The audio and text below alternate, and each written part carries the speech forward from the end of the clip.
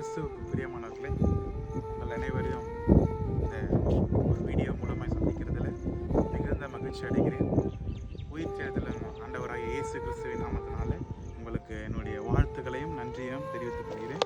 ஆண்டவராகிய இயேசு கிறிஸ்து மலைகளை ரொம்ப அழகாக நேசிக்கிறாருங்க. எவ்வளோ ஒரு இயற்கையான இடங்களை ஆண்டவர் பார்த்து அழகாக நேசிக்கிறார். நாங்கள் இப்பொழுது எங்கே நிற்கிறோம்னா கொல்லிமலையில் நிற்கிறோம். ஆண்டவருடைய சுவிசேஷம் சொல்வதற்காக வந்திருந்தோம்.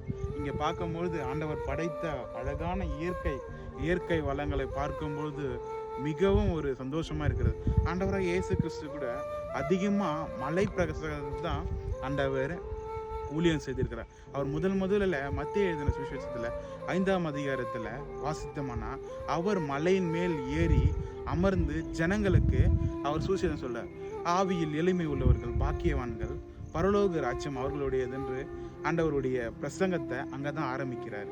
எனக்கு அருமையான இந்த வீடியோவை கேட்டுக்கொண்டிருக்கிற எனக்கு அருமையான சகோதரனே சகோதரியே, ஆண்டவராக இயேசு கிறிஸ்து உங்களை பார்த்து சொல்கிற ஒரே விஷயம், ஆண்டவராக இயேசு கிறிஸ்து உங்களை பார்த்து சொல்கிற ஒரே விஷயம், இயற்கையான வளங்களை ஆண்டவர் படைத்தார். எதுக்காக?